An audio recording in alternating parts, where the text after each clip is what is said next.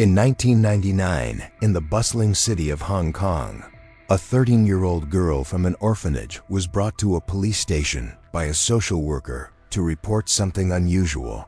She shared that she kept having vivid dreams about a woman with a sycamore tree tattoo, who seemed desperate to find something she'd lost. At first, the social worker thought these were just ordinary nightmares, but the fact that the girl had the same dream night after night raised concerns. After some counseling sessions, a troubling case began to unravel, one that would shake the Hong Kong community and become known as the Hello Kitty case. The story unfolded in Kowloon, the vibrant heart of Hong Kong, a peninsula surrounded by the sea on three sides, alongside Hong Kong Island and the New Territories, making up the city's three main regions. Kowloon, with lively neighborhoods like Sim Su Sui, Yo Ma Ti, and Mung Kok, was known for its bustling energy, drawing tourists with its endless shopping, dining, entertainment, and cultural attractions. Yet, beneath the glittering urban surface, in an old apartment tucked away on a busy Kowloon street, a mysterious and unsettling incident took place. It was Monday, May 24, 1999, and Hong Kong was slogging through the dog days of late May, the air thick with humidity and sudden downpours. Ah Fong, a 13-year-old girl, was hauled by a social worker from the Harbor Women's Shelter, a place run by the Social Welfare Department for girls needing protection or undocumented immigrants awaiting deportation to the police station. The shelter was a temporary haven, offering beds and support, but Ah Fong had been acting off lately, plagued by nightmares. She'd wake up screaming in the dead of night, rambling about a headless woman who kept begging for her missing head. 2 months back, in March 1999, Ah Fong had ditched the shelter to shack up with her boyfriend, Loong Wai Lun, a 19-year-old street punk. They crashed in a grimy apartment, where Ah Fong met two of Loong's buddies and a woman who looked like she'd been through hell, clothes torn, hair a mess. Loong let slip that the three guys had kidnapped her. Ah Fong didn't know her name and was too scared to ask. While living there, she watched in horror as Loong and his crew tortured the woman, beating her bloody. They even forced Ah Fong to join in, making her pour chili oil into the woman's open wounds and shove human waste into her mouth.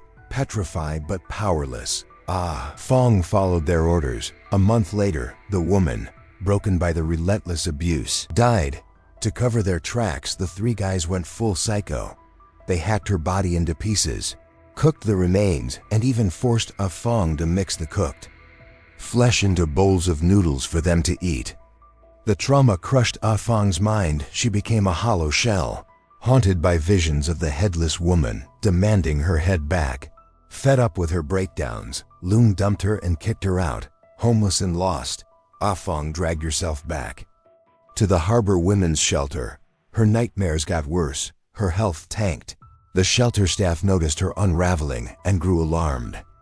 They initially planned to get her counseling, but as her story spilled out, they realized she'd witnessed a gruesome murder.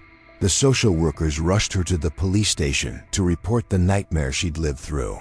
On May 24, 1999, the Hong Kong police started grilling Ah Fong, but the 13-year-old was a wreck, too shaken to give a coherent statement at first.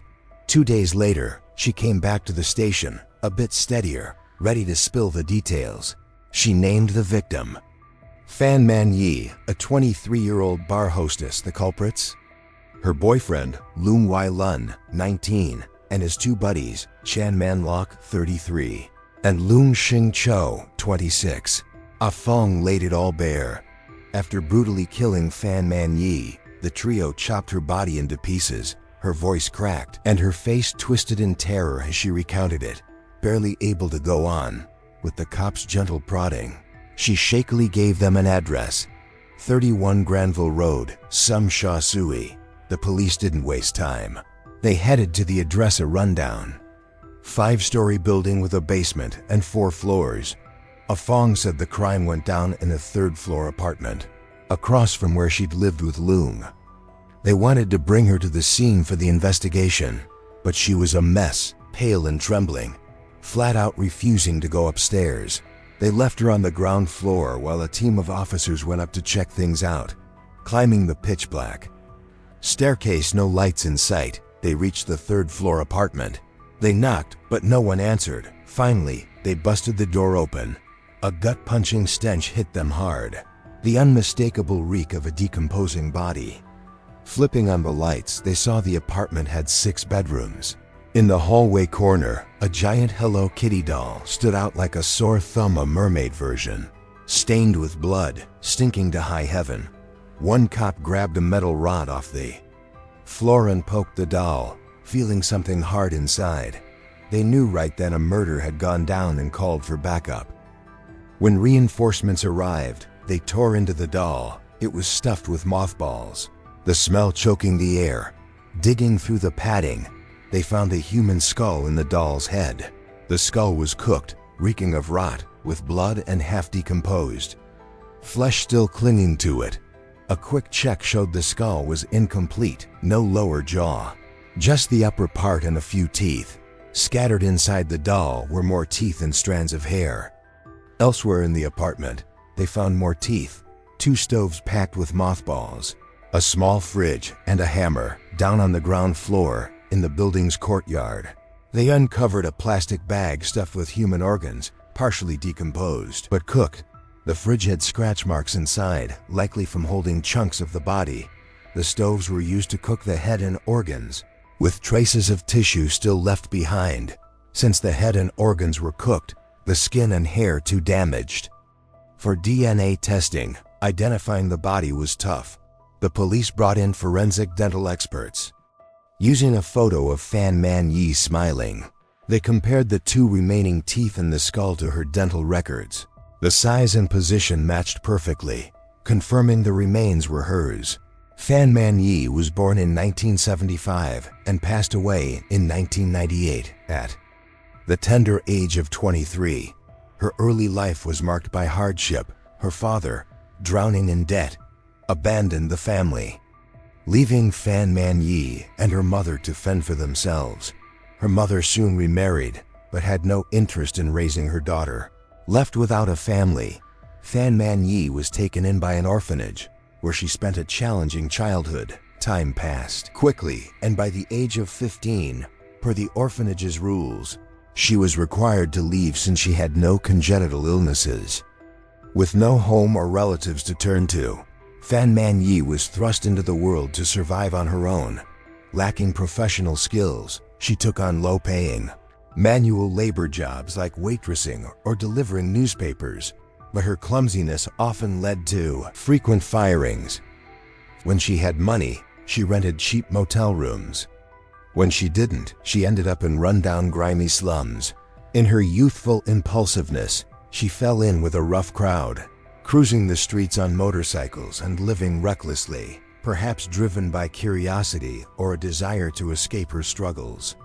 She developed an addiction that only deepened her financial woes, as her meager earnings could barely cover her basic needs, let alone her habit to make ends meet. Fan Man Yi turned to working in the red light district. Her life drifted along until 1996. At age 21, when friends helped her land a job at a nightclub, it was a step up, safer than the streets and better paying. Within a year, she met W. Juhan, known as Jihai, a shady figure who frequented the club. They hit it off, started dating, and soon moved in together. Fan Man Yi fell hard for him, even quitting her job to focus on building a life with him, dreaming of a brighter future. But W. Juhan's mother disapproved of Fan Man Yi, viewing her as a woman with a questionable past and unworthy of her son. This disapproval prevented them from marrying. 2 years later, Fan Man Yi gave birth to a baby boy and moved in with W. Juhan's mother in Lejiao village, New Territories. For reasons unclear, W. Juhan's behavior turned toxic after they settled in, possibly influenced by his mother's disdain. He grew paranoid, accusing Fan Man Yi of being unfaithful. Arguments became frequent, and his temper sometimes escalated to physical confrontations.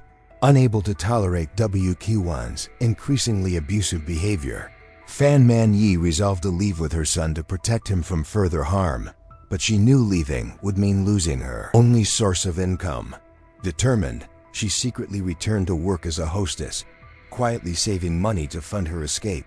Earlier, desperate to pay for her grandmother's medical treatment after WQ1, also struggling with addiction, had squandered their savings. Fan Man Yi made a reckless decision. She stole $8,000 HKD, about $1,000 USD, and some valuables from Chan Man Lok, a cashier at the nightclub who was tied to a notorious local gang. When Chan Man Lok discovered the theft, he immediately suspected Fan Man Yi. He sent two of his associates, Leung Xing Cho and Leung Wai Lun, to confront her. By then, she had already spent the stolen money. She pleaded for more time, promising to repay the debt. To scrape together the funds, she returned to working in the red light district. Chan Man Lok, now acting as her pimp, forced her to work off the debt.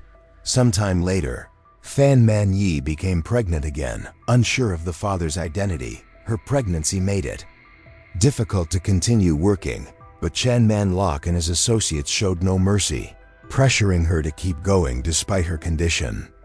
Fan Man Yi managed to repay $4,000 HKD, but Chan Man Lok suddenly jacked up the interest, ballooning her remaining debt to $30,000 HKD. He saw her as a lucrative asset and had no intention of letting her go. A year later, she scraped together another $14,000 HKD, bringing her total repayment to $18,000 HKD, about 2,300 United States dollars, far exceeding the original amount she stole. Exhausted by the relentless pressure, Fan Man Yi decided she was done. She refused to take on more clients and stopped answering the debt collector's calls. Fed up with her defiance, Chan Man Lok and his crew took drastic measures. They kidnapped her right from her home. Chan Man Lok, along with his associates Leung Wai Lun and Leung Xing Cho, were responsible for her death. After identifying the suspects, the police moved quickly, acting on a tip that Chan Man Lok was hiding out in an apartment in Shili Village, New Territories, about 14 miles from Fan Man Yi's home and 75 miles from where her body was found. Cops raided the place. They found Chan Man Lok cooking dinner with his wife, their newborn, in a crib nearby. He acted shocked when they arrested him. With Chan Man Lok in custody, the police dug deeper into the case. Hearing of his arrest, Leung Xing Cho and Leung Wai Lun went on the run. 2 days later, Leung Xing Cho turned himself in, hoping for leniency. Leung Wai Lun, terrified of being caught, fled Hong Kong for mainland China. 9 months later, Chinese authorities nabbed him during a routine check when he couldn't produce ID. He was extradited back to Hong Kong to face justice. Chan Man Lok, 33, was the mastermind. His lackeys, Leung Xing Cho, 26, and Leung Wai Lun, 19, followed his orders without question. The case closed with the law delivering justice. But Fan Man Yi's tragic life left a haunting reminder of how society can crush those already down on their luck. Her defiance infuriated Chan Man Lok and his crew, who decided to teach her a lesson. 2 months before her death, Chan Man Lok sent Leung Xing Cho and Leung Wai Lun to her home to abduct her. They took her to a rundown apartment at 31 Lion Way Road, holding her captive in a third-floor room. The building, owned by 2 people who couldn't agree on its use, was in bad shape. Some units sat empty, unrented. Chan Man Lok knew about the vacant third-floor apartment through friends living on the 2nd floor. The third-floor apartment had 6 bedrooms. Chan Man Lok and his wife stayed in room 4, Leung Xing Cho and his girlfriend in room 5, and Leung Wai Lun with his girlfriend Ah Fong in room 1. Fan Man Yi was confined in room 3. Since Chan Man Lok's wife had recently given birth, she often stayed with friends on the 2nd floor for convenience, only occasionally sleeping upstairs. The 2nd floor friends frequently visited the 3rd floor to hang out. Over the month Fan Man Yi was held, 8 people knew she was being mistreated. On the first day of her captivity, Chan Man Lok interrogated and berated her for dodging her debts and ignoring his calls. he ordered Lung Wai Lun to rough her up. Lung Wai Lun attacked her repeatedly, overwhelming the frail woman who could only cry out in pain to keep her screams from escaping. Chan Man Lok and his crew boarded up the room's windows with wooden planks. Later, the three men continued to intimidate and harass her, stripping away her dignity.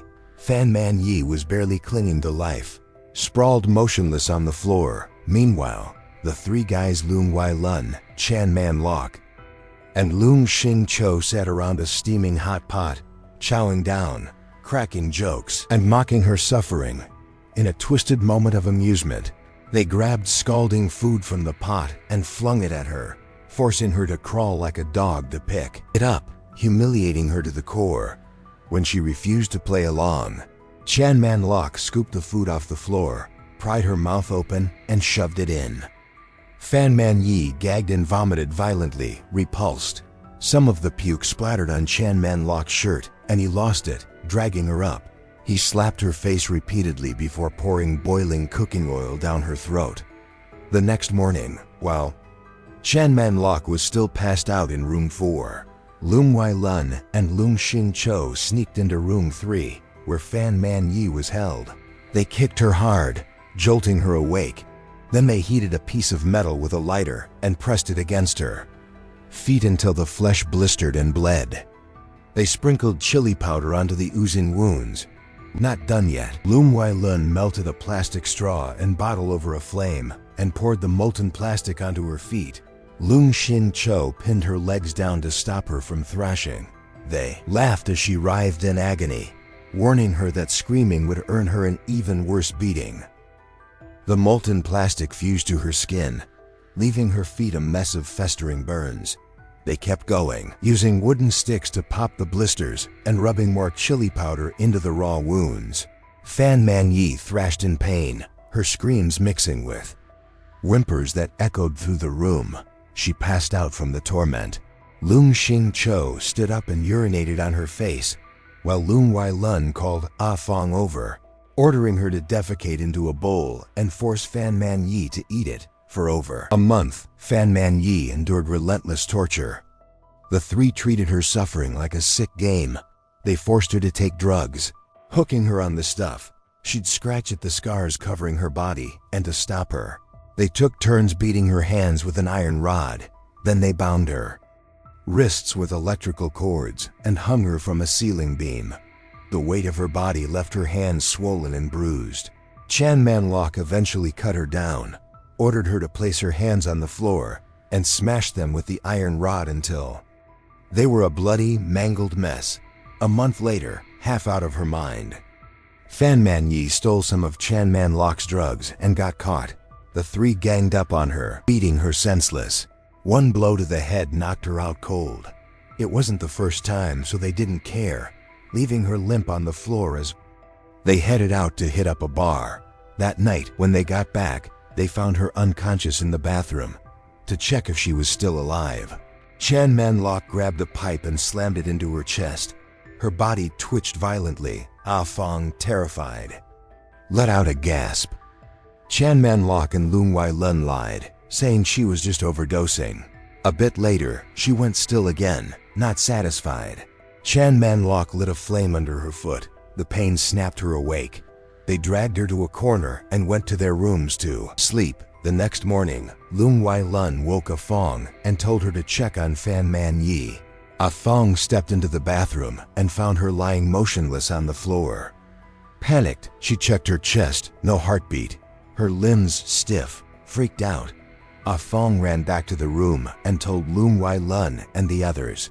Fan Man Yi was dead, but they didn't bother dealing with her body, just leaving her there. It wasn't until days later, when Fan Man Yi's body started to rot and stink up the place, that the three guys Chan Man Lok, Lung Xing Cho, and Lung Wai Lun decided to deal with it. They dragged her corpse from the bathroom, hacked it into pieces, and stashed the parts in the fridge to figure out how to get rid of them later. To avoid suspicion, they split the body parts into plastic bags and dumped them at different trash sites. After disposing of most of the remains, they realized they'd missed a bag of organs. Annoyed and not wanting to go out again, Chan Man Lok tossed it out the window where it landed on the awning below. All that was left was Fan Man Yi's head.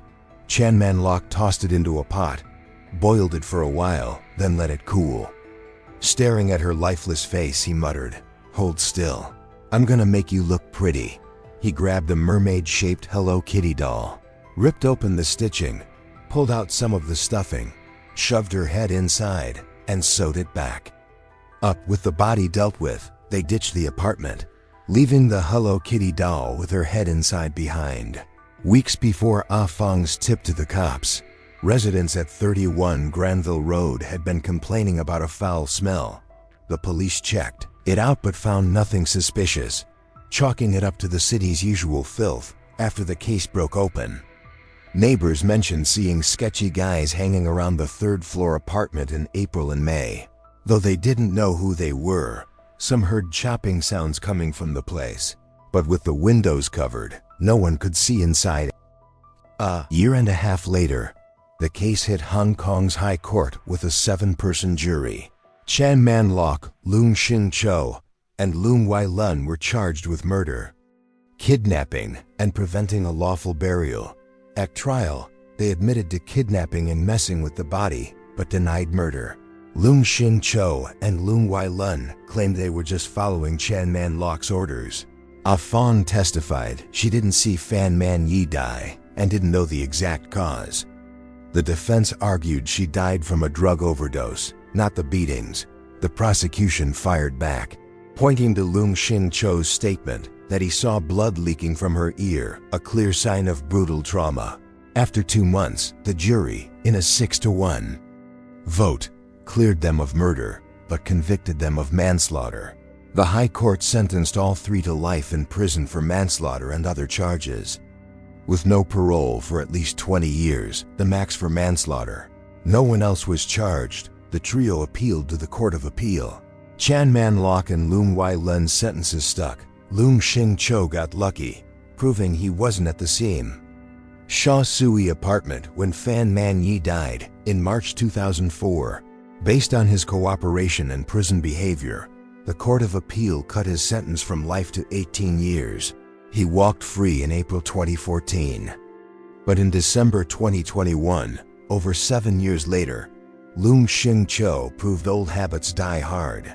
He molested his friend's 10-year-old daughter, claiming he was helping her with a massage. He was arrested again and slapped with a 12-month sentence. The Hello Kitty murder case shook Hong Kong and the world. Curious folks flocked to 31 Granville Road. Locals and shopkeepers felt uneasy and started moving out.